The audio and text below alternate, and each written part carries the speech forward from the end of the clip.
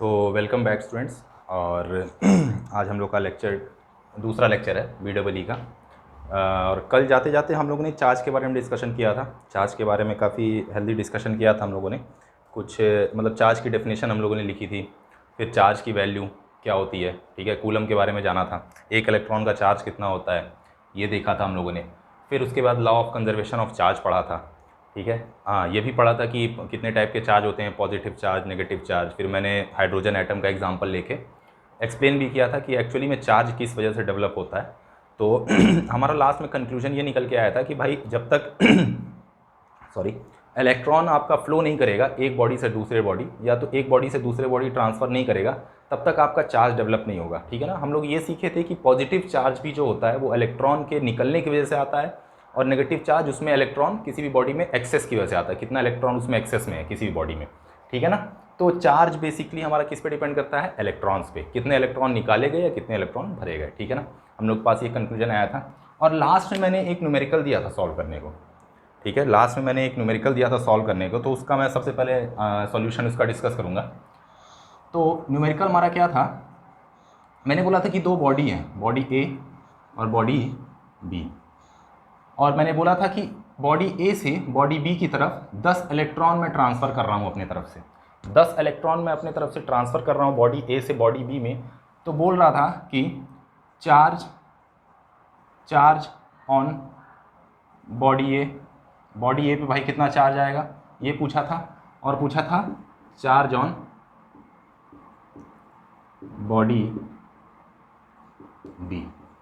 Body B पे कितना charge आएगा, ठीक है ना। यही हमारे पास इन्फॉर्मेशन दी हुई थी क्वेश्चन में, और हम लोग को बताना था बॉडी ए पे कितना चार्ज आएगा बॉडी बी पे। चलिए अब मैं देखिए मैं पहला न्यूमेरिकल सॉल्व करने जा रहा हूँ अपने लेक्चर का, ठीक है ना।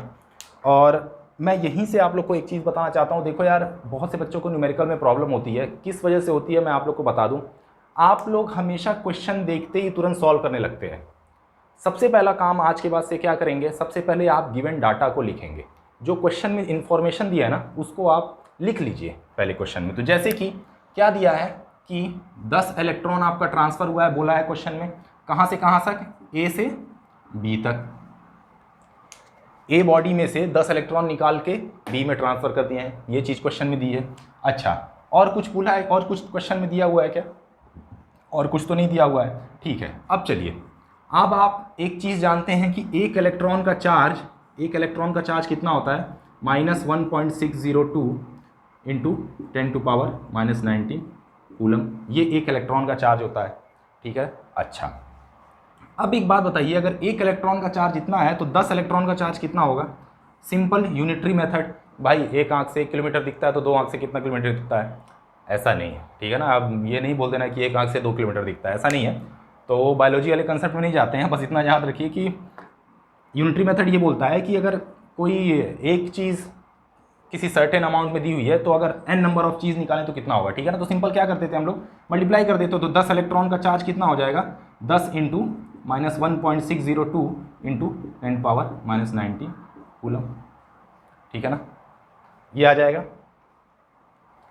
ना। चलिए 10 इलेक्ट्रॉन का चार्ज आ गया। अच्छा, इसको ये कितना आ गया, -10 इंटू 1.602 इंटू 10⁻⁻19 कूलम।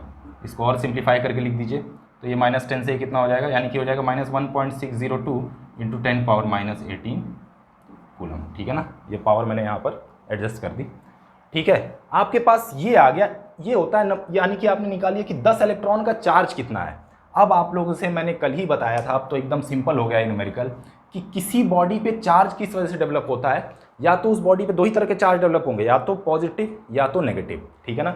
अब या तो बॉडी ए पे पॉजिटिव होगा या नेगेटिव होगा, बॉडी बी पे क्या होगा, या तो पॉजिटिव या तो नेगेटिव। अब क्या होगा ये कैसे पता चलेगा, ये पता चलेगा आपका जो क्वेश्चन में ये वाली इंफॉर्मेशन नहीं है कि किस बॉडी से किस बॉडी में इलेक्ट्रॉन ट्रांसफ़र कर रहे हैं। समझ रहे हैं मेरी बात, कि इस क्वेश्चन में दिया हुआ है कि बॉडी ए से बॉडी बी के बीच में ट्रांसफ़र हो रहा है इलेक्ट्रॉन, मतलब आपने बॉडी ए से इलेक्ट्रॉन को निकाला है और बॉडी बी में आपने इलेक्ट्रॉन को भरा है। तो मैंने कल क्या लिखवाया था कि पॉजिटिव चार्ज कब डेवलप होता है, ये चीज़ लिख ली होंगे आप लोग, ठीक है ना। इसको मैं ध्यान में रखता हूँ, चलिए ठीक है, ये मेरे को ध्यान में रहेगा। हाँ, तो पॉजिटिव चार्ज क्या होता है, पॉजिटिव चार्ज किसकी वजह से आता है, इलेक्ट्रॉन के निकालने की वजह से। मतलब कि ए पे कितना चार्ज होगा डेवलप, ए पे कितना चार्ज डेवलप होगा, plus plus positive charge develop होगा। कितना चार्ज की कितनी वैल्यू आई थी 1.602 इंटू 10⁻18 कूलम। ठीक है ना, यहाँ पे नेगेटिव मत लगा देना, मैंने बोला था वो नेगेटिव एक इलेक्ट्रॉन की वजह से होता है, मगर आपने तो इलेक्ट्रॉन निकाला है। ठीक है ना, तो इलेक्ट्रॉन निकाला है तो इसमें इलेक्ट्रॉन की कमी हो गई होगी, कमी हो गई तो भाई जितना चार्ज की वैल्यू है उतना चार्ज डेवलप हो जाएगा, साइन किसके साथ, पॉजिटिव साइन के साथ। समझ रहे हैं मेरी बात। अब सुनिए, इसका मतलब किस बॉडी में ट्रांसफर किया गया इलेक्ट्रॉन, बी में, तो बी में क्या हो जाएगा इलेक्ट्रॉन, एक्सेस में आ जाएगा, एक्सेस में आ जाएगा। इसका मतलब इसके ऊपर चार्ज कैसा नेचर का आएगा, नेगेटिव चार्ज, और वैल्यू क्या होगी उस चार्ज की, -1.602 इंटू 10⁻18। ये आंसर है। जिन जिन बच्चों का ये आंसर आया वो आप लोग मैच कर लीजिएगा, यही आंसर आएगा। बॉडी ए पे प्लस 1.602 इंटू 10⁻18 आया होगा, और बॉडी बी पे कितना आया होगा 1.602 माइनस में -1.602 इंटू 10⁻18 कूलम। समझ रहे हैं मेरी बात। अच्छा देखिए, चार्ज आपका क्या हुआ, ओवरऑल चार्ज, अगर हम इन दोनों का चार्ज मिला के निकालें तो ओवरऑल चार्ज देखिए 0 आ रहा है। ओवरऑल चार्ज कितना आ रहा है, 0, प्लस माइनस दोनों मिला के 0 आ जाएगा। और law of conservation of charge क्या बोलता है कि चार्ज कभी भी डेवलप नहीं, मतलब चार्ज कभी भी आप अपनी तरफ से बना नहीं सकते और ना ही कभी उसको तोड़ सकते हैं। आपने क्या किया, सिर्फ ट्रांसफर किया है। अगर ओवरऑल चार्ज आप निकालें इस सिस्टम का, ओवरऑल चार्ज, तो ये सिस्टम, ये ओवरऑल सिस्टम जो है बॉडी ए और बॉडी बी, ध्यान से सुनिएगा इस डिस्कशन को, मैं क्या बोल रहा हूँ, बहुत इंपॉर्टेंट चीज़ बता रहा हूँ। बॉडी ए और बॉडी बी को अगर हम लोग मिला के देखें तो क्या कुछ एक्स्ट्रा चार्ज डेवलप हो रहा है क्या, नहीं, अभी भी ये दोनों बॉडी मिला के न्यूट्रल ही है। मिला के इन द सेंस दोनों बॉडी के ऊपर इकट्ठा अगर चार्ज देखें तो चार्ज क्या हुआ है, अभी भी आपका 0 ही आ रहा है। दोनों को आप जोड़ के देख लीजिए, ओवरऑल चार्ज निकालने की बात कर रहा हूँ। यही आपका law of conservation of charge बोलता है कि चार्ज हमेशा कंजर्व रहता है, चार्ज हमेशा कंजर्व रहता है, मतलब कि चार्ज को आप ना ही अपनी तरफ से बना सकते हैं ना ही डिस्ट्रॉय कर सकते हैं। तो ओवरऑल चार्ज थोड़ी ना कहीं से कहीं उड़ के चला जाएगा, गायब थोड़ी ना हो जाएगा इसमें से, यहाँ इधर से इधर जा रहा होगा, इधर से इधर जा रहा होगा। तो अगर ओवरऑल देखोगे तो उन्हीं के बीच में काम हो रहा है, अपनी तरफ से तो तुम कुछ कर नहीं रहे हो। ठीक है ना, अपनी तरफ से तो तुम ऐसा नहीं है कि चार्ज भर रहे हो अपनी तरफ से, वो तो इस बॉडी से इस बॉडी जाए। तो ओवरऑल देखोगे तो चार्ज क्या होगा, सेम रहा, बराबर रहा, बराबर इन द सेंस कि ओवरऑल बॉडी में चार्ज क्या रहा आपका, 0 हुआ, नेट चार्ज 0 हुआ। ठीक है ना, एक बॉडी से चार्ज उठ के दूसरे बॉडी में चला गया। तो यही law of conservation of charge बोलता है। ठीक है ना, चलिए, तो ये तो न्यूमेरिकल का डिस्कशन हो गया, आंसर आप लोग देख लिए होंगे। जिसको थोड़ा सा डाउट हो वो वीडियो पॉज करके दोबारा से देख लेना। ठीक है ना, और अगर कुछ कंसेप्चुअल डाउट हो तो मैंने अपना व्हाट्सएप नंबर कल आप लोग को दिया ही था, आप लोग उस पर बेझिझक मैसेज कर सकते हैं कि सर हम लोग को इसमें दिक्कत हुई या तो यहाँ पर हुई, मैं उसी टाइम पे रिप्लाई कर दूंगा। ठीक है, अब अगला टॉपिक पढ़ाने से पहले मैं बहुत इंपॉर्टेंट एक आज इन्फॉर्मेशन देना चाहता हूँ कि देखो, आज जो टॉपिक मैं कवर करूँगा उस पर मैंने 10 क्वेश्चन बनाया, 10-12 क्वेश्चन होंगे, याद नहीं आ रहा। ठीक है, उसको मैं पीडीएफ के थ्रू शेयर करूँगा। ठीक है, और पीडीएफ के थ्रू शेयर करूँगा। अगर हो पाया तो मैं इस वीडियो के डिस्क्रिप्शन में ही डाल दूंगा नीचे लिंक में, या तो आप लोग को अगर ना मिले, उसको ना मिल पाए आप लोग को वीडियो पे, तो जो जो बच्चे इस लेक्चर को देख रहे हैं, मेरा नंबर आप लोग के पास है, व्हाट्सएप पे मैसेज करके आप लोग हमसे वो प्रैक्टिस शीट ले लीजिएगा आज की क्लास की, क्योंकि वो मैंने क्वेश्चन बनाए हुए। ठीक है, उसकी डिस्कशन मैं कल करूँगा। ठीक है ना, और आंसर भी मैं उसका साथ में दे दूँगा। ठीक है, आंसर भी मैं उसका साथ में दे दूंगा, या तो कल के क्लास में बता दूंगा। आंसर भी मत जाइएगा, पहले आप लोग क्वेश्चन लीजिएगा। तो वो पीडीएफ के फॉर्म में है, तो अगर डिस्क्रिप्शन में लिंक हो पाया तब तो ठीक है, और नहीं हो पाया तो आप लोग प्लीज़ रिस्पॉन्सिबल स्टूडेंट की तरह आप लोग प्लीज़ मेरे पास मैसेज कर लीजिएगा।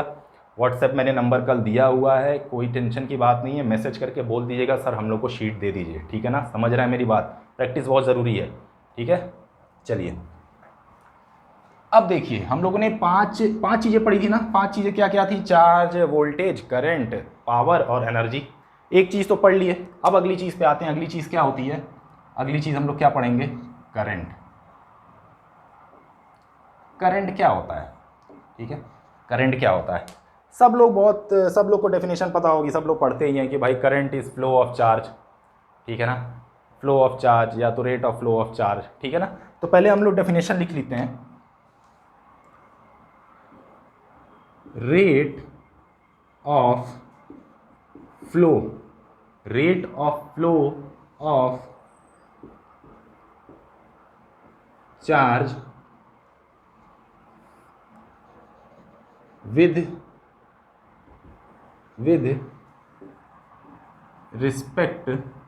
with respect to time from one point to another point. ठीक है, मेरी बात समझ पा रहे हैं क्या है, क्या लिखा है? बहुत सिंपल सी डेफिनेशन है इसकी। तो डेफिनेशन तो सबको पता भी होगी, मैंने लिख भी दिया है, मगर एक चीज़ बहुत याद रखिएगा, आप लोग याद अक्सर करते हैं क्या, rate of flow of charge. Rate of flow of charge नहीं होता है बेटा, rate of flow of charge नहीं होता है, rate of flow of charge with respect to time. Time के रिस्पेक्ट में, कहने का मतलब इस लाइन का क्या है कि कितना चार्ज कितने समय में फ्लो कर गया। समझ रहे हैं ना मेरी बात, कि समय के हिसाब से आपने क्या किया, एक समय को फिक्स किया कि हाँ भाई हम 1 मिनट तक नापेंगे और चार्ज देखेंगे कितना फ्लो कर रहा है किसी बॉडी में। अब कैसे फ्लो कर रहा है वो इंपॉर्टेंट नहीं है, ठीक है ना, कैसे फ्लो कर रहा है वो इंपॉर्टेंट नहीं है, मगर आप इतना जानिए कि ये क्या कहना चाह रहा है कि भाई कितना चार्ज कितने समय में फ्लो कर रहा है। तो rate of flow of charge नहीं बोल सकते, rate of flow of charge किसके रिस्पेक्ट में, टाइम के रिस्पेक्ट में। आप एक समय लेते हैं, एक फिक्स टाइम लेते हैं कि भाई इतने टाइम में कितना चार्ज फ्लो किया, ठीक है ना। तो याद रखिएगा ये चीज़, rate of flow of charge with respect to time, ठीक है, from one point to another point. भाई फ्लो कहाँ से करेगा, किसी पॉइंट से दूसरे पॉइंट पे तो करेगा, ऐसा थोड़ी ना कि हवा में करेगा। हवा में इन द सेंस कि हवा में भी एक पॉइंट से दूसरे पॉइंट ही करेगा। समझ रहे हैं ना मेरी बात? तो ठीक है, तो ये हो गई डेफिनेशन, क्लियर होगा। अगला पॉइंट, अगला पॉइंट क्या होगा, इसकी यूनिट, यूनिट क्या होता है, इट्स यूनिट इज क्या होती है भाई, आप लोगों को सबको पता होगा, एम्पियर। साइंटिस्ट थे भाई ये भी, ठीक है ना। एम्पियर सिंबल कैसे लिखा जाता है, कैपिटल ए, ठीक है ना, एरिया मत समझ लेना इसको, एम्पियर है ये, ठीक है। चलिए अब मैथमेटिकल तरीके से इसको कैसे रिप्रेजेंट करते हैं, मतलब इसका फॉर्मूला क्या होता है, आप लोग फॉर्मूला के नाम से जानते हैं, ठीक है। Mathematically it is represented, it is mathematically it is represented by, सबको पता होगा। अच्छा एक बात बताइए, चलिए मैं एक बहुत अच्छा सा डिस्कशन करता हूँ, I equals to Q by T, बहुत लोग ऐसे पढ़ते हैं, I equals to Q by T, क्या ये एकदम सही है क्या, क्या ये एकदम सही है क्या? नहीं, ये एकदम सही फॉर्मूला नहीं है। सही फॉर्मूला, एकदम एग्जैक्ट फॉर्मूला क्या होता है, I equals to d Q by d T. अब ये d Q by d T क्या है, डी क्यू का मतलब होता है smallest amount of charge. Smallest amount of charge छोटे से छोटे टाइम में अगर फ्लो कर गया, देखिए करंट कभी भी ये नहीं बोलता है कि नहीं भाई 2 कूलम चार्ज फ्लो करेगा तभी हम मानेंगे, तभी हम फ्लो करेंगे। भाई करंट क्या बोलता है कि थोड़ा सा भी अगर चार्ज फ्लो कर गया ना, थोड़ा सा भी चार्ज फ्लो कर गया तो करंट फ्लो कर जाएगा, ठीक है ना, करंट फ्लो कर जाएगा। थोड़ा सा भी चार्ज किसी छोटे से छोटे टाइम में भी फ्लो कर गया तो करंट फ्लो कर जाएगा। तो डी क्यू लिखने का मेरा मतलब ये है कि छोटा से छोटा अमाउंट ऑफ चार्ज, ठीक है ना, छोटे से छोटे अमाउंट ऑफ टाइम में अगर फ्लो कर गया तो यही क्या बन जाएगा आपका, करंट। ये फॉर्मूला याद रखिएगा हमेशा, क्योंकि मैंने अपने शीट में इससे रिलेटेड एक न्यूमेरिकल भी दिया है, बहुत अच्छा, 1 या 2 न्यूमेरिकल दिया होगा, मेरे को याद नहीं आ रहा है, मगर एक तो दिया ही है, ठीक है ना। तो वहाँ पे आप लोग को समझ में आएगा कि मैं क्या कह रहा हूँ, ठीक है ना। डायरेक्ट जो क्यू बाई टी लगा के आते हैं ना, वो हर जगह नहीं लगेगा। आज जो न्यूमेरिकल दिया है उसको सॉल्व करिएगा, और मैं उसको कल डिस्कस करूँगा कि अगर उसमें क्यू बाई टी लगा देते तो क्या होता, ठीक है ना। चलिए अच्छा, अब इसकी यूनिट बहुत लोग बोल रहे होंगे सर इसकी यूनिट तो कूलम पर सेकेंड आ रही है, कूलम पर सेकेंड। कूलम होता है चार्ज की यूनिट, पढ़े थे सब लोग, और सेकेंड किसकी होती है भाई, टाइम की यूनिट, इसी को बोलते हैं एम्पियर। कूलम पर सेकेंड को ही क्या बोलते हैं, एम्पियर। याद रखिएगा इस चीज़ को प्लीज़, बहुत बार एग्जाम में हो सकता है आपको बोल दे कि करंट की यूनिट क्या होती है और ऑप्शन में कहीं भी आपको एम्पियर ना लिखा हो, ठीक है ना। वो क्वेश्चन ये मत कह के आना सर गलत था वो क्वेश्चन, हो सकता है किसी ABCD में से कहीं ना कहीं क्या दिया हो, कूलम पर सेकेंड दिया हो। याद रखना इस चीज़ को। तो करंट की यूनिट क्या भी और होती है, कूलम पर सेकेंड। हाँ, हम लोग कूलम पर सेकेंड यूज़ नहीं करते हैं बार बार, भाई क्या करने यूज़ करें यार, बार बार 2 टर्म यूज़ करने से अच्छा यही याद कर लो, ठीक है ना। तो ये एक स्टैंडर्डाइज करके हम लोगों ने इसको बना दिया है, एम्पियर होती है, मगर देखो ये भी होती है, कहीं कहीं ये भी होती है। अगर ये भी लिख देंगे तो एकदम गलत नहीं हो जाएगा, मगर जहाँ तक हो सके इसको यूज़ किया जाता है, ठीक है ना। कहीं कहीं क्वेश्चन में दे देता है इसको फंसाने के लिए, ठीक है। चलिए ये तो हो गया करंट के बारे में। अब एक छोटा सा हम आप लोग से एक छोटा सा पॉइंट डिस्कस करेंगे, बहुत इंपॉर्टेंट पॉइंट है, छोटा सा नहीं है, काफ़ी इंपॉर्टेंट पॉइंट है, इसको ध्यान से देखिएगा। क्वेश्चन के तौर में मैं इसको लिखवा दे रहा हूँ, एक तरह से क्वेश्चन में पूछ रहा हूँ, उसका आंसर भी अभी कर दूंगा। What is the relation between flow of electron and flow of flow of current? अच्छा, इन दोनों के बीच में रिलेशन क्या होता है? मतलब बहुत लोग आप लोग रट लिए होंगे अभी तक, मतलब कई लोग इसको याद कर लेते हैं कि भाई सर करंट के अपोजिट डायरेक्शन में इलेक्ट्रॉन फ्लो करती है। क्यों? इसका आंसर क्या है? ऐसे थोड़ी ना होता है कि पढ़ लिए बस हो गया तो याद कर लिए, उसको मैं बता रहा हूँ। अब देखिए, आप लोग क्या जानते हैं, आप लोग पढ़े होंगे अपने लेवल पे कि भाई इलेक्ट्रॉन का फ्लो जिधर होता है उससे अपोजिट करंट फ्लो करती है। ठीक है, सब लोग याद किए होंगे क्यों होता है। अच्छा, जरा ये फॉर्मूला याद करिए, अभी थोड़ी देर पहले हम लोगों ने लिखा है I=dQ/dt होता है। ठीक है, अच्छा ये क्या लिखा है मैंने? चार्ज लिखा है, मैंने इलेक्ट्रॉन नहीं लिखा है जी, ऊपर चार्ज लिखा है, ये मैंने चार्ज लिखा है। अच्छा, इलेक्ट्रॉन के ऊपर चार्ज कैसा होता है, किस नेचर का होता है? प्लस होता है कि माइनस होता है? सब लोग आप लोग जानते हो माइनस नेचर का होता है, नेगेटिव। ठीक है, अच्छा अगर इलेक्ट्रॉन फ्लो कर रहा है तो आपका dq किस नेचर का होगा? इलेक्ट्रॉन फ्लो का हम लोग निकाल रहे हैं ना, तो dq क्या बताता है? Charge, smallest amount of charge. और इलेक्ट्रॉन का नेचर कैसा है चार्ज का? नेगेटिव। तो dq भी कैसे नेचर का होगा? नेगेटिव, मतलब कि जीरो, लेस देन जीरो, मतलब कि नेगेटिव नेचर का होगा। ठीक है ना, तो इसका मतलब I को हम लोग अगर इलेक्ट्रॉन के फ्लो के सेंस में बात करें,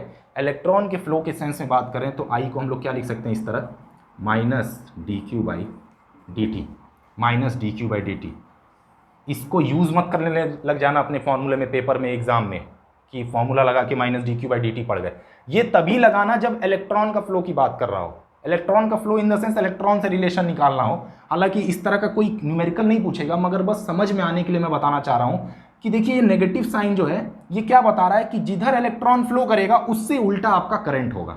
ये नेगेटिव साइन उसी वजह से आया है, समझ रहे हैं ना? मैंने कैसे बोला, कैसे ये डिराइव किया कि भाई हमको ये रिलेशन पता था। ये तो किसका था? चार्ज का।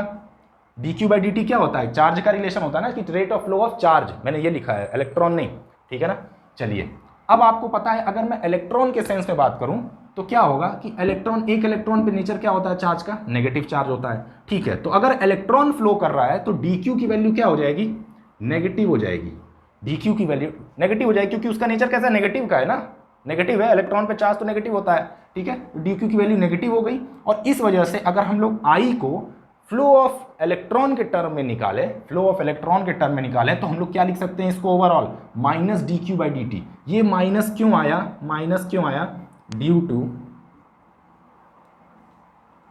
Negative nature of charge of electron पे जो चार्ज होता है उसका नेचर कैसा होता है जी? नेगेटिव होता है ना, -1.602। तो इस वजह से आया। इस वजह से हम लोग यहाँ से क्या एक कंक्लूजन निकालते हैं।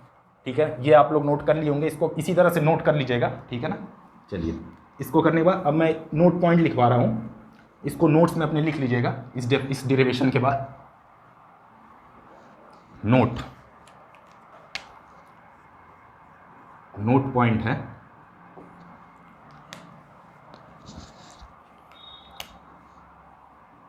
Flow of electrons and flow of current are always opposite to each other।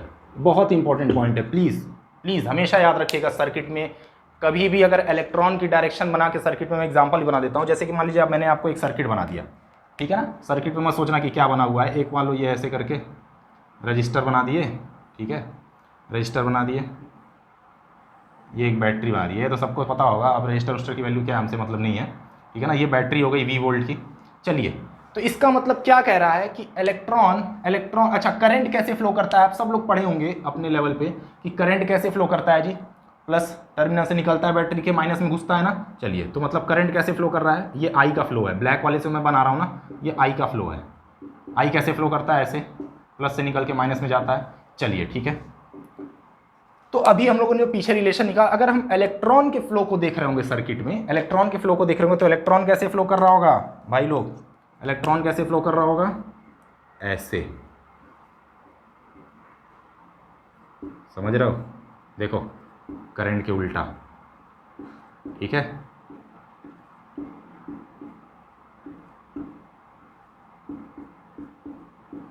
Electron ऐसे फ्लो कर रहा है, करंट कैसे जा रहा है? ब्लैक वाले से मैंने करंट बना दिया, और इलेक्ट्रॉन कैसे जा रहा है? उसके उल्टा। और ऐसा होना भी चाहिए, ऐसा होना भी चाहिए। मैं इसको आगे जब रेजिस्टेंस पढ़ा रहा हूँगा, तो या तो रेजिस्टेंस या तो मैं कंडक्टर के बारे में जब बता रहा हूँगा, तो उस टाइम पे मैं इसको बताऊँगा कि क्यों इलेक्ट्रॉन ऐसे फ्लो करता है। क्योंकि देखो यार, ये पॉजिटिव है, थोड़ा सा बता देता हूँ। ये देखो पॉजिटिव प्लेट है ना, तो इलेक्ट्रॉन जो भी इस पूरे सर्किट में रहेगा वो कहाँ खिंचता हुआ जाएगा? नेगेटिव चार्ज का है इलेक्ट्रॉन, तो किधर भागना चाहेगा? पॉजिटिव वाले की तरफ। इसलिए इलेक्ट्रॉन क्या करता है? पॉजिटिव वाली प्लेट की तरफ भागता है। तो देखो इलेक्ट्रॉन ऐसे पॉजिटिव वाली प्लेट की तरफ भाग रहा है, ठीक है ना। फिर यहाँ से जंप करके फिर नेगेटिव वाली प्लेट से निकलता है, फिर इधर वाला इलेक्ट्रॉन सारे शिफ्ट होते रहते हैं, ठीक है ना। ऐसे होता है, ठीक है। और अभी हम लोग डिराइव करके निकालिए, तो फिर अगर इलेक्ट्रॉन का फ्लो ऐसे हो गया तो करंट कैसा होगा? उल्टा फ्लो करेगा। तो ये कंसेप्ट था एक छोटा सा, कि ये जो नोट पॉइंट मैंने लिखवाया उसको एक्सप्लेन भी कर दिया है, इसको आप लोग अपने नोट्स में लिख लीजिएगा। चलिए अब आगे बढ़ते हैं। अब अगला इम्पॉर्टेंट पॉइंट क्या पढ़ना है हम लोग को? वोल्टेज। अगली इंपॉर्टेंट डेफिनेशन क्या थी हमारे पास? वोल्टेज। वोल्टेज क्या होता है? वोल्टेज कोई अनेकों नाम है, बड़े बड़े नाम से लोग जानते हैं वोल्टेज को। कुछ लोग पोटेंशियल डिफरेंस कह देते हैं, कुछ लोग ईएमएफ कह देते हैं, कुछ लोग बैटरी का वोल्टेज कह देते हैं, कुछ लोग वोल्टेज कह देते हैं, कुछ लोग इसकी डेफिनेशन ही लिख देते हैं। तो सब सही है, कोई गलत नहीं है। हम लोग एक एक करके हर डेफिनेशन को लिखेंगे। सबसे पहला वोल्टेज की डेफिनेशन लिखते हैं। वोल्टेज क्या होता है? तो पहले डेफिनेशन लिखेंगे। It is amount of work done. It is amount of work done in moving a charge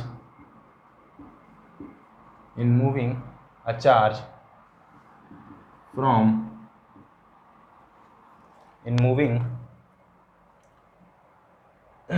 a charge from one point to another point, ठीक है। क्या बोलता है work done? It is the amount of work done in moving a charge from one point to another point in इसके आगे लिखिए, इन a particular direction, ठीक है। किसी पर्टिकुलर डायरेक्शन में कोई भी चार्ज को आप एक पॉइंट से दूसरे पॉइंट पे जब ट्रांसफर कर रहे हैं, मूव करा रहे हैं, तो अच्छा बताओ अपने आप से मूव करता होगा क्या? सब लोग जान ही रहे होंगे, अपने आप से मूव करता होगा क्या वो चार्ज? क्या कुछ देखो, कोई भी ऑब्जेक्ट है अपना मोशन नहीं अपने आप से नहीं करता है। इनर्शिया आप लोग पढ़े होंगे, कंसेप्ट ऑफ इनर्शिया, वहीं से ये भी कंसेप्ट आता है कि देखो यार, कोई भी चार्ज जो है ना वो अपने आप से मूव नहीं करता है। कोई भी ऑब्जेक्ट, हम कह रहे हैं चार्ज छोड़ो, तुम कुछ भी ले लो, जब तक किसी भी बॉडी पे तुम फोर्स नहीं लगाओगे तब तक वो बॉडी मूव ही नहीं करेगी। और जब फोर्स लगाओगे और डिस्प्लेसमेंट यानी कि मूव किया, तो वहाँ पे क्या होगा? वर्क डन होगा। आप लोग सब लोग 12th की फिजिक्स में पढ़े होंगे, 10th में भी पढ़े होंगे, ठीक है ना, कि भाई जब भी फोर्स लगाने पे अगर मोशन हो जाता है, बॉडी अपनी जगह छोड़ देती है, तो वहाँ पे क्या होता है? वर्क डन होता है। तो वही चीज़ कह रहा है, इसने वर्क डन को यहाँ पर एक नया सा नाम दे दिया है वोल्टेज के नाम से, जो क्या बोल रहा है कि कितना वर्क डन आपका हो रहा है, कितना काम हो रहा है, किसमें? एक चार्ज को किसी एक पॉइंट से दूसरे पॉइंट पे मूव करने में इन पर्टिकुलर डायरेक्शन में, ठीक है ना। चलिए अब voltage is also known as potential difference, ठीक है ना। वोल्टेज को हम लोग क्या कहते हैं? पोटेंशियल डिफरेंस भी कहते हैं, ठीक है। और क्या बोलते हैं? Also known as electromotive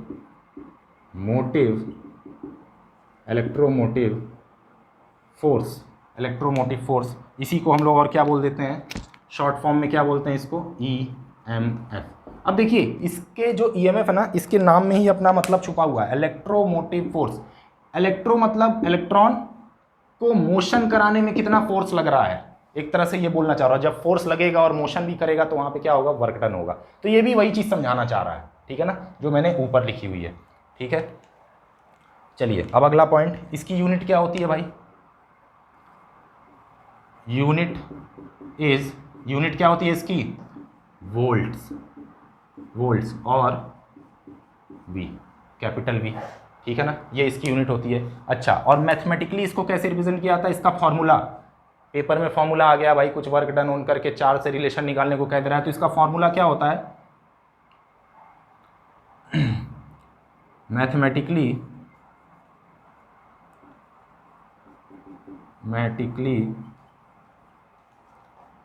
represented by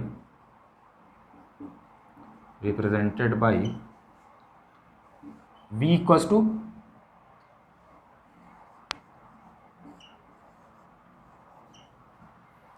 dW by dQ, याद रखिएगा, ठीक है ना। चलिए अच्छा, वर्क डन की यूनिट क्या होती है जी, जूल। अच्छा, चार्ज की यूनिट क्या होती है, कूलम। जूल पर कूलम इसकी यूनिट आई, इसी को क्या बोलते हैं, वोल्ट्स, ठीक है ना। याद रखिएगा, कभी कभी हो सकता है एग्जाम में पूछ दे कि भाई वोल्टेज की यूनिट क्या होती है, और वोल्ट ना दिया रहो पेपर में और लिख दिया रहा है जूल पर कूलम, तो कंफ्यूज मत हो जाना, ठीक है ना। यहाँ पर भी वही कंसेप्ट है, कई लोग W/Q पढ़े होंगे। W/Q यार देखो, वो एक तरह से क्वांटाइज करके लिखा हुआ फॉर्मूला है, वो एग्जैक्ट फॉर्मूला नहीं है। dW/dQ एग्जैक्ट फॉर्मूला है कि मतलब minimum amount of work done in moving minimum amount of charge. छोटे से छोटे चार्ज को मूव करने में, ठीक है ना, एक चार्ज को मूव करने में, छोटे से छोटे चार्ज को मूव करने में कितना अमाउंट ऑफ वर्क लग रहा है, कितना कम से कम वर्क लग रहा है, ठीक है ना। ऐसा नहीं है कि 2 जूल के बाद ही नापेगा वोल्टेज, 2 जूल से पहले भी नाम सकता है, 0.1 जूल पे भी काम हो जाएगा, ठीक है ना। तो ये हो गया वोल्टेज के बारे में। चलिए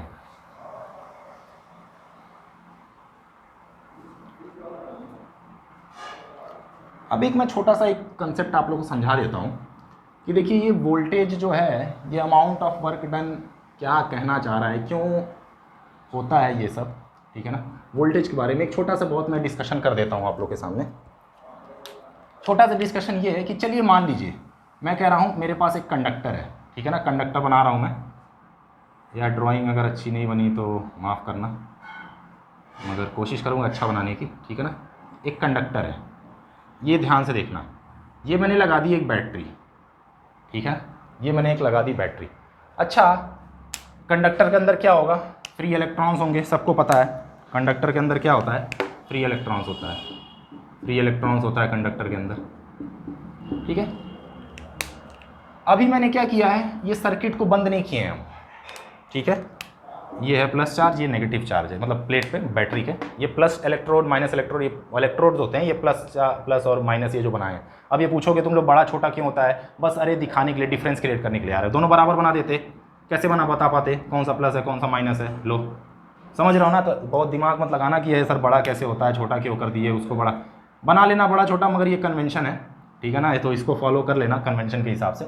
अभी मैंने क्या किया, यहाँ पे स्विच मैंने ओपन रखा है, स्विच यहाँ पे एक लगा दिया और ओपन रखा। अच्छा, कुछ हो रहा होगा क्या इसमें सर्किट में, ये इलेक्ट्रॉन कूद के इधर से निकल जा रहा होगा, नहीं होगा, क्योंकि क्या है, सर्किट क्लोज नहीं है।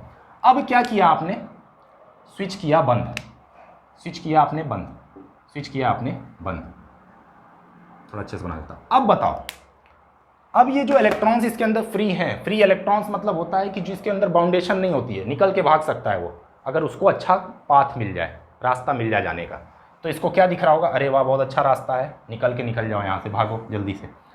अच्छा एक बात बताओ, ये वाला जो एंड है ये किससे कनेक्टेड, बैटरी के पॉजिटिव टर्मिनल से, और इलेक्ट्रॉन कैसा चार्ज का है, नेगेटिव वाला। तो क्या करेगा, इलेक्ट्रॉन को लगेगा अरे हमको कोई खींच रहा है, नेगेटिव चार्ज है ना, नेगेटिव चार्ज है, इस वजह से पॉजिटिव वाला प्लेट क्या करेगा, उसको अट्रैक्ट करेगा। तो ये सारे इलेक्ट्रॉन धीरे धीरे करके निकलने लगेंगे, ठीक है। निकलते निकलते मान लो यहाँ पे पहुँच गया, मेरी बात सुनना, ये वाला इलेक्ट्रॉन जो है सबसे पहला वाला जो निकला था यहाँ से, यहाँ पे पहुँच गया। अब देखो ये मैंने बैटरी के बीच में गैप क्यों छोड़ा है, क्योंकि इसके बीच में एक इलेक्ट्रोलाइट भरा जाता है। आप लोग बैटरी पढ़ते होंगे, ठीक है ना, और उसमें आप लोग पढ़े होंगे कि भाई जो बैटरी का कंस्ट्रक्शन होता है, 2 इलेक्ट्रोड डुबाया जाता है, बीच में इलेक्ट्रोलाइट होता है, ये सब। तो ये डायरेक्ट कनेक्ट नहीं है प्लेट, ठीक है ना, याद रखना ये कनेक्ट नहीं है डायरेक्ट प्लेट। अब ये इलेक्ट्रॉन यहाँ पे क्या होगा, यहाँ आके रुकेगा और कहेगा अरे अब क्या करें। तो यहीं पे बैटरी का वर्क डन आता है। बैटरी के अंदर अपने से कैपेबिलिटी होती है, क्या होती है कि ये इस इलेक्ट्रॉन को यहाँ से जंप करा के, जंप क्या इन द सेंस कि यहाँ से यहाँ ट्रांसफ़र कर देता है, इसके अंदर अपनी कैपेबिलिटी होती है, ठीक है ना। तो इसका मतलब अगर बैटरी नहीं होता तो ये क्या इलेक्ट्रॉन यहाँ से यहाँ जा पाता, क्या नहीं जा पाता। इसीलिए बैटरी बहुत इंपॉर्टेंट है आपका किसी भी सर्किट को कंप्लीट इन द सेंस किसी भी सर्किट को चलाने के लिए। बैटरी इन द सेंस की पोटेंशियल बहुत इंपॉर्टेंट है किसी भी सर्किट को चलाने के लिए, क्योंकि अगर ये बैटरी नहीं होती तो ये इलेक्ट्रॉन यहाँ से यहाँ ट्रांसफ़र नहीं हो पाता, ठीक है ना, ये इलेक्ट्रॉन यहाँ से यहाँ ट्रांसफ़र नहीं हो पाता। तो यही मेन काम है बैटरी का। क्या काम है, यही मेन काम है कि ये जो इलेक्ट्रॉन यहाँ पे आके रुक जा रहा है ना, इसको रास्ता यहाँ से नहीं समझ में आ रहा है, बैटरी यहीं पे अपना ताकत दिखाता है, पावर दिखाता है कि भाई तुमको हम यहाँ से यहाँ हम ले जाएंगे। तो समझ रहे हो, भले ये इतना रास्ता तय करके यहाँ पर आ जाता, फिर भी ये क्या करता, वापस से इसमें नहीं जा पाता, मतलब कि फ्लो पूरा तरीके से फ्लो नहीं कर पाता, तो वहाँ पे करंट नहीं फ्लो कर पाती। इसीलिए हमेशा जो है वोल्टेज पोटेंशियल बहुत ज़रूरी होता है सर्किट में। अगर आप लोग से पूछे कि पोटेंशियल ज़रूरी है कहीं पर, कि किसी भी सर्किट को चलाने के लिए पोटेंशियल ज़रूरी है कि करंट, पोटेंशियल बहुत इंपॉर्टेंट है। पोटेंशियल अगर नहीं होगा तो वो सर्किट एनर्जाइज ही नहीं हो पाएगी। इसीलिए वोल्टेज सोर्स को हम लोग क्या आगे पढ़ेंगे भी, हम लोग एक्टिव एलिमेंट बोलते हैं, क्योंकि इसके अंदर खुद की कैपेबिलिटी है। इसने क्या किया, यहाँ से इलेक्ट्रॉन उठा के यहाँ पर खुद से डाला, खुद से यहाँ से उठा के वहाँ पे ट्रांसफ़र किया है। समझ रहे हो मेरी बात। तो यही क्वालिटी होती है किसकी, बैटरी की। बैटरी इसी को देखो, एक इलेक्ट्रॉन को उठा के यहाँ पे तो कुछ वर्क डन किया होगा, उसी वर्क डन को क्या बोलते हैं, इसका पोटेंशियल। समझ रहे हो मेरी बात। तो ये छोटा सा एक डिस्कशन था, तो आप आई होप आप लोग को ये समझ में आया होगा, और अपने वर्ड में लिख लीजिएगा इसको। एक छोटा सा मैंने आप लोग को एक्सप्लेनेशन दिया है, इसमें कोई बहुत सोचने वाली बात नहीं है, ठीक है। चलिए अब आता है अगला पॉइंट। हम लोगों ने क्या पढ़ा था, अगला पॉइंट क्या था हमारे पास, पावर। पावर क्या होता है, हाँ आप लोग को, सब लोग को पता होगा पावर क्या होता है। बहुत से लोग स्टैंडर्ड डेफिनेशन पढ़ते हैं उसकी, पावर की। तो पहले हम लोग डेफिनेशन लिखेंगे पावर क्या होता है।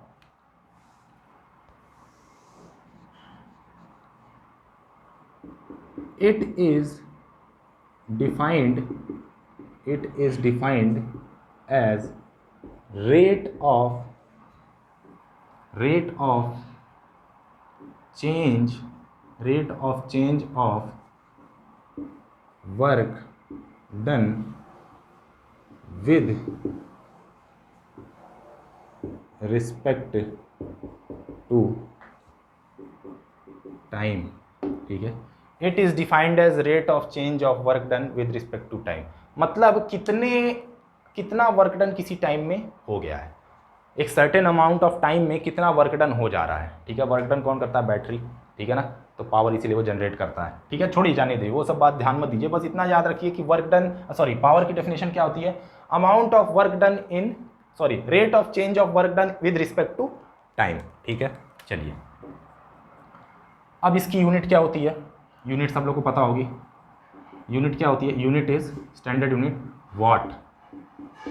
वाट रिप्रेजेंटेड एज डब्ल्यू, ठीक है। ये यूनिट होती है इसकी।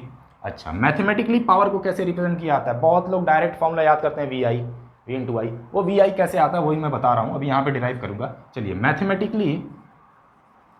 मैथमेटिकली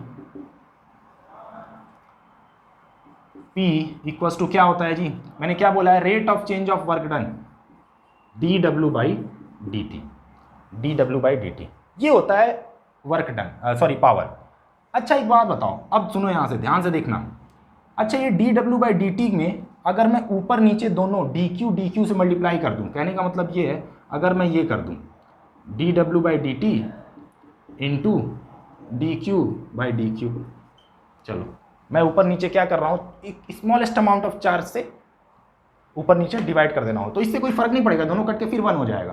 तो मैंने कुछ ऐसा नहीं है कि कुछ अलग से अपने तरफ से ऐड कर दिया और ये हो नहीं सकता है, बिल्कुल हो सकता है, क्योंकि ऊपर नीचे मैंने दोनों साइड ऐड किया, मतलब मल्टीप्लाई में किया है, तो दोनों वैसे भी कट के 1 हो जाएगा। अब सुनो, अच्छा ये जरा ध्यान से देखो, ये क्या लिखा हुआ है, ये क्या लिखा है, थोड़ी देर पहले हम लोग इसको भी पढ़े हैं, क्या dW बाई dQ क्या लिखा हुआ है, वोल्टेज। dW बाई dQ क्या होता है, वोल्टेज। ठीक है।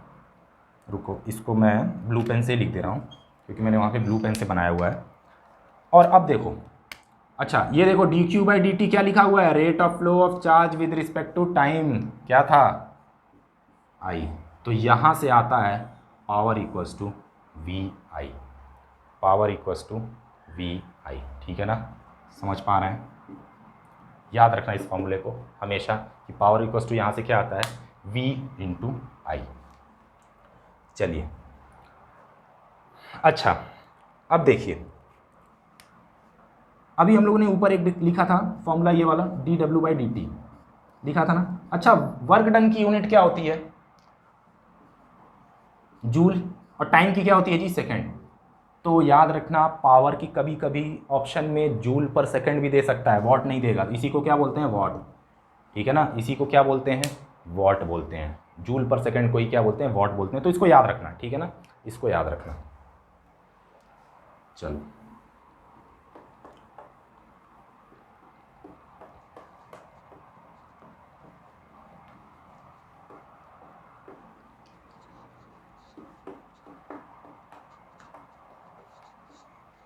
अब हमारे पास क्या बच गया,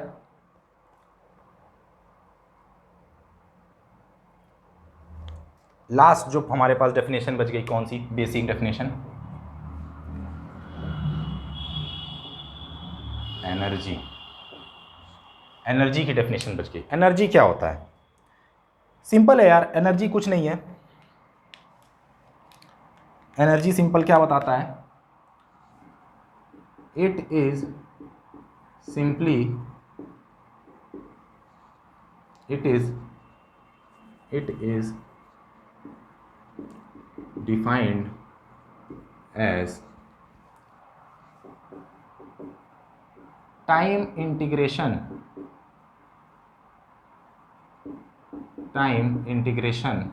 of power. It is defined as time integration of power. अब आप बहुत लोग को ये चीज़ समझ में नहीं आ रही होगी क्या लिख दिए हैं सर, तो इसको देख लीजिए, एनर्जी को कैसे लिख सकते हैं। अच्छा चलिए, ये पहले देखिए, P इक्वल्स टू क्या था, dw/dt था ना। चलिए जरा dt को इधर मल्टीप्लाई करिए, ये क्या हो गया, pdt, और यहाँ पे क्या हो गया, dw हो गया। अच्छा, वर्क डन और एनर्जी में कोई अंतर है क्या, वर्क डन और एनर्जी में कोई अंतर है क्या, कोई अंतर नहीं होता है। एक्चुअली में स्टैंडर्ड डेफिनेशन जो हम लोग फिजिक्स में पढ़ते हैं एनर्जी की, वो क्या होती है, कैपेसिटी ऑफ डूइंग वर्क। ठीक है ना, कैपेसिटी ऑफ डूइंग वर्क, मतलब आप कितना काम कर सकते हैं, वही एनर्जी बताता है। तो कोई अंतर थोड़ी ना है उसके, उन दोनों में। ठीक है ना, भाई जितना काम करोगे उतनी एनर्जी खर्च होगी, तो दोनों तो एक ही चीज़ हो गई। कम काम करो कम एनर्जी खर्च होगी, ज़्यादा काम करो ज़्यादा एनर्जी खर्च होगी। तो दोनों क्या है, इसीलिए सेम है। तो इसीलिए देखो दोनों की यूनिट भी क्या होती है, सेम होती है, जूली होती है। ठीक है, चलो अब ये ऐसा रिलेशन है। अब आप लोग ऐसा रिलेशन कहीं देखे हैं क्या, अगर हमको W, T और P के फॉर्म में निकालना पड़े तो हम लोग क्या करते हैं, यहाँ पे इंटीग्रेशन, ये होता है इंटीग्रेशन का साइन। ठीक है, तो यहाँ पर क्या आ जाता है, इसका मतलब क्या बन गया, ये dW का इंटीग्रेशन आपका क्या दे देता है, यही एनर्जी दे देता है, जो किसके बराबर आता है, P dt के। ये जो चीज़ लिखी है ना, ये जो चीज़ लिखी है, इसी को क्या बोलते हैं, time integration. Time integration of power. ठीक है ना, सिंपल। ठीक है, अच्छा इसकी यूनिट क्या होती है भाई, यूनिट भी लिख लेते हैं। इट्स यूनिट क्या होती है इसकी, क्या बोलोगे तुम लोग, पावर इंटू टाइम। पावर की यूनिट क्या थी, वॉट इंटू सेकेंड, इसी को क्या बोलते हैं, जूल। ठीक है ना, याद रखना। तो ये हो गया तुम्हारा एनर्जी के बारे में डिस्कशन, तो यहाँ पर हम लोग का और कुछ तो नहीं बचा है। हाँ, यहाँ पर हम लोग का क्या होता है, ख़त्म होता है हम लोग का जो बेसिक हम लोग को जानना था कि भाई पावर, करंट, क्या फार्मूला यूज़ करेंगे हम लोग कब कहाँ पे। तो ये जो मैंने फार्मूला लिखवाए हैं ना, ये हर जगह लगेगा, याद रखना। ऐसा नहीं है कि मैं किसी और सर्किट में जब सर्किट पढ़ाऊंगा, डीसी उसी करंट वरेंट निकलवाऊंगा तो कुछ और फार्मूला निकाल रहा हूँगा उसमें। ठीक है ना, मैं अप्लाई यही करूँगा, फिर उसके बाद सर्किट को देख के बताऊंगा कि हाँ भाई कब क्या हो रहा है क्या नहीं हो रहा है। ठीक है ना, तो पावर डिलीवर्ड, पावर एब्जॉर्ब, वो ज़रा आप लोग सोच रहे होंगे सर वो नहीं बताए, वो सब जब मैं पावर टॉपिक जो अच्छे से पढ़ा रहूँगा, जब सर्किट में पावर निकलवा रहा हूँ तो वहाँ पे मैं लिखवा दूँगा, ठीक है ना। अभी फ़िलहाल आप लोग के लिए इतना काफ़ी है जानना कि भाई पावर क्या होता है, एनर्जी क्या होती है, ठीक है, उसका फॉर्मूला क्या होता है, उसकी यूनिट क्या होती है, ये सब याद रखना आप लोग को इंपॉर्टेंट है। चलिए अब मैं क्या करता हूँ कि देखो मैंने शीट के बारे में बोला था ना कि मैं PDF आप लोग को शेयर कर दूँगा, तो उसके लिए मैं क्या करूँगा कि उसमें से मैं 2 क्वेश्चन अभी करा दे रहा हूँ, ठीक है, उसमें से मैं 2 क्वेश्चन करा दे रहा हूँ और बाकी आप लोग जो क्या है कि उसमें घर पे ट्राई कर लीजिएगा। तो पहले 2 क्वेश्चन मैं करा दे रहा हूँ यहाँ पर। चलिए, तो पहला क्वेश्चन क्या है शीट का, पहला क्वेश्चन क्या बोल रहा है, कह रहा है a current of 0.5 ampere, a current of 0.5 ampere is drawn by a material drawn by a conductor for 10 minutes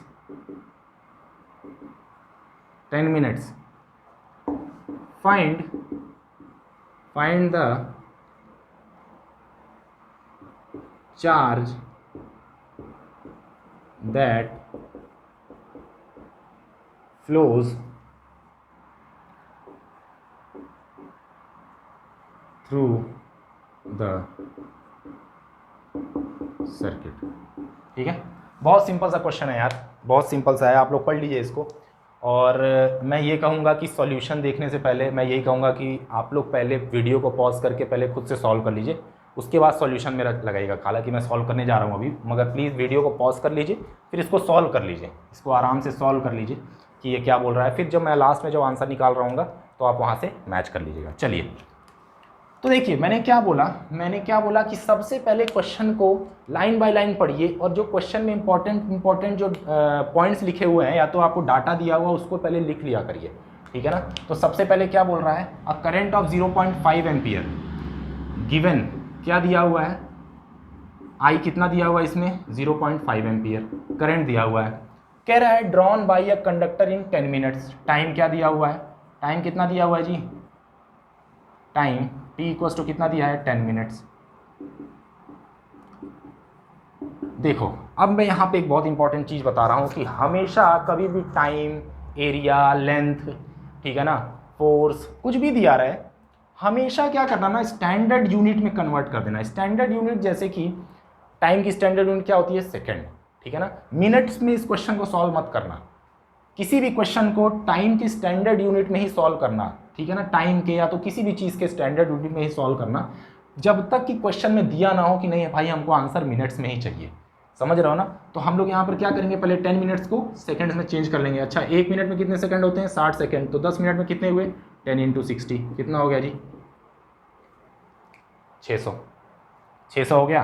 अच्छा अब आपसे क्या पूछ रहा है, find the charge that flows through the circuit, circuit में चार्ज कितना फ्लो कर रहा है। अच्छा आप लोग को एक रिलेशन पता था, I इक्वल्स टू क्या था, dq/dt, चार्ज ही पूछ रहा है आपसे, चार्ज पूछ रहा है। चलिए इसका मतलब चार्ज q की वैल्यू क्या हो जाएगी, I × t। अब चलिए I कितना दिया हुआ है 0.5 एम्पियर, टाइम कितना दिया हुआ है जी, सेकेंड्स, 600 सेकेंड, ठीक है ना। चलिए ये कितना हो गया 0.5, 300। अच्छा एम्पियर इंटू सेकेंड दिया है। अच्छा एम्पियर को हम लोग कैसे लिखते थे, आप लोग थोड़ी देर पहले पढ़े हैं, कूलम पर सेकेंड था, एम्पियर था ना, इंटू सेकेंड, यहाँ पे ये वाला सेकेंड और ये एम्पियर को मैंने कूलम पर सेकेंड कट गया, आंसर कितना आया 300 कूलम। सिंपल, यानी कि इतना चार्ज आपका फ्लो किया है, ठीक है, समझ रहे हैं। तो ये हो गया आंसर इसका, ठीक है। चलिए आगे बढ़ते हैं, अगला क्वेश्चन सॉल्व करते हैं, लास्ट क्वेश्चन। उसके बाद मैं शीट में दे दूंगा क्वेश्चन, शीट में मैं दे दूंगा, अगर मैं इसको अटैच कर पाया इससे तब तो ठीक है, वीडियो से नहीं अटैच कर पाया, अगर आपको शीट में क्वेश्चन मतलब नहीं मिला आप लोग को अटैच किया हुआ वीडियो से, तो प्लीज़ मेरे पास व्हाट्सएप पे मैसेज कर दीजिएगा, मैं बार बार बोल रहा हूँ। नहीं तो मैं जब कल की क्लास में क्वेश्चन डिस्कस कर रहा हूँ ना, तो उस टाइम पे आप लोग को क्या होगा, समझ में नहीं आएगा कि क्या हो रहा है, कहाँ से क्वेश्चन आ गया, क्योंकि उस टाइम पे मैं क्वेश्चन नहीं लिख रहा हूँ कल की क्लास में, ठीक है। चलिए अब कह रहा है a conductor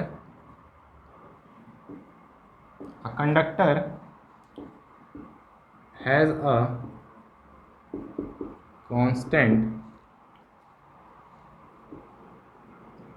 current of 5 ampere, constant current of 5 amperes. कह रहा है हाउ मैनी इलेक्ट्रॉन्स पास अ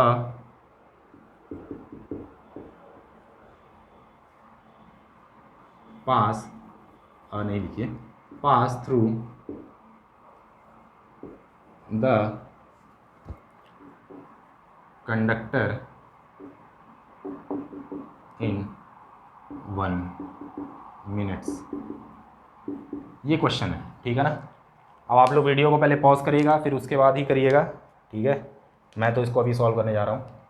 चलिए, वही काम गिवन, क्या गिवन है इसमें बताइए। गिवन क्या है, करंट की वैल्यू कितनी दी है 5 एम्पियर, ठीक है। अब कह रहा है टाइम कितना दिया है, ये लास्ट वाले उसमें देखिए लाइन में टाइम कितना दिया हुआ है 1 मिनट। मैंने क्या बोला था, तुरंत इसको स्टैंडर्ड टाइम में चेंज करिएगा। स्टैंडर्ड कितना होगा 1 × 60, कितना होगा 60 सेकेंड टाइम दिया हुआ है। कह रहा है कि कितना इलेक्ट्रॉन, ये लाइन बड़ी ध्यान से देखिएगा, how many electrons, number of electron पूछ रहा है, चार्ज नहीं पूछ रहा है, ठीक है ना, नंबर ऑफ इलेक्ट्रॉन पूछ रहा है। अच्छा, तो आपको क्या पता है I = dq/dt, ठीक है।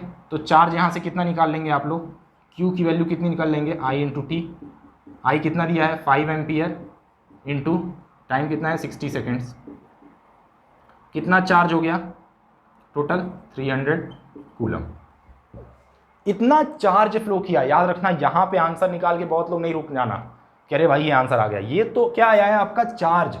अब कितने इलेक्ट्रॉन है ये कैसे निकालेंगे, अब सुनिए, मैं इसको रब करता हूँ, और यहाँ ध्यान से देखिएगा मैं क्या कर रहा हूँ। नंबर ऑफ इलेक्ट्रॉन निकालने का तरीका मैं दिखा रहा हूँ। अच्छा, एक बात बताइए, एक इलेक्ट्रॉन में कितना चार्ज था 1.602 × 10⁻⁻19 कूलम। आगे नेगेटिव लगा लेना मन करे तो। ये जो नेगेटिव साइन लगाते हैं ना, ये हम लोग बस बताते हैं कि हाँ भाई इलेक्ट्रॉन पे नेगेटिव चार्ज होता है, तो ना भी लगाओ, न्यूमेरिकल सॉल्व करते हैं तो कोई दिक्कत नहीं है, ठीक है ना। दिमाग में हमेशा रहना चाहिए कि हाँ भाई इसका नेगेटिव चार्ज होता है, ठीक है। चलिए, अगर एक इलेक्ट्रॉन का इतना चार्ज होता है तो कितने इलेक्ट्रॉन का, मान लीजिए मैं कह रहा हूँ x इलेक्ट्रॉन का कितना चार्ज आ गया था हम लोग पास 300 कूलम। कितने इलेक्ट्रॉन का चार्ज 300 कूलम होगा, तो क्या करेंगे यहाँ पर क्रॉस मल्टीप्लाई, इसको इससे मल्टीप्लाई, इसको इससे मल्टीप्लाई, ये यूनिटरी मेथड होता है, ठीक है ना। इसका मतलब 1 electron into 300 coulomb equals to कितना हो गया x इंटू 1.602 इंटू 10⁻⁻19 कूलम, ठीक है ना। चलिए, अब बताइए x की वैल्यू कितनी आ जाएगी यहाँ से 300 डिवाइड बाई 1.602 इंटू 10⁻⁻19 कूलम से कूलम कट जाएगा। ये वैल्यू कितनी आएगी आप लोग कैलकुलेटर पे निकाल लीजिए। मैंने निकाल के रखा हुआ है 1.875 इंटू 10⁻21 इलेक्ट्रॉन्स, ठीक है ना। इतने नंबर ऑफ इलेक्ट्रॉन्स हो जाएंगे। इतने नंबर ऑफ इलेक्ट्रॉन्स आपके क्या होंगे उस बॉडी में, उस कंडक्टर में से ट्रांसफ़र हुए होंगे, ठीक है। तो चलिए मैं इस वीडियो को यहीं पर एंड करता हूँ। तो ये तो हो गया हम लोग, मैंने 2 न्यूमेरिकल भी सॉल्व करा दिया, ठीक है, और क्वेश्चन भी मैं दे दूंगा। मैंने बताया है कि क्वेश्चन कैसे लेना है, ठीक है। तो क्वेश्चन भी मैं दे दूंगा, न्यूमेरिकल भी मैंने सॉल्व करा दिया है। अब इसके आगे हम लोग पढ़ेंगे सर्किट, मैश, लूप, ठीक है ना, ब्रांच क्या होती है, ठीक है, और मैश क्या होता है, उसका फॉर्मूला निकालेंगे, ठीक है ना। उसको बहुत अच्छे से हम लोग पढ़ेंगे। तो आज का वीडियो हमारा यहीं पर एंड होता है, और आई होप आप लोग को लेक्चर पसंद आ रहा होगा, और इट्स माय रिक्वेस्ट कि अगर पसंद आ रहा है तो आप लोग प्लीज़ इसको लाइक करिए, शेयर करिए, सब्सक्राइब भी करिए मेरा चैनल, ताकि आप लोग को वीडियोस मिलते रहें टाइम से, और मैं ये वीडियो डेली बेसिस पे निकालता रहूँगा, ठीक है। और हेल्दी नंबर ऑफ़ क्वेश्चन भी हम लोग करेंगे। व्हाट्सएप ग्रुप के बारे में भी मैंने कल बता ही दिया था कि आगे चल के मैं ये वीडियोस प्राइवेट करने वाला हूँ। तो ऐसा नहीं है कि 4-5 वीडियो के बाद आप लोग को मतलब एनरोल करना पड़ेगा, उसी के बाद आप लोग देख पाएंगे, ठीक है ना। तो मैं यही कह रहा था कि अगर आपको लेक्चर पसंद आ रहा है तो प्लीज़ अपने फ्रेंड्स को भी सजेस्ट करिए, ठीक है। फ्रेंड्स को सजेस्ट करिए, या तो किसी भी जिसको आपको लगता है कि ज़रूरत है उसको सजेस्ट करिए, और लाइक करिए, शेयर करिए, सब्सक्राइब करिए। ठीक है, चलिए, ओके, गुड नाइट, थैंक्स।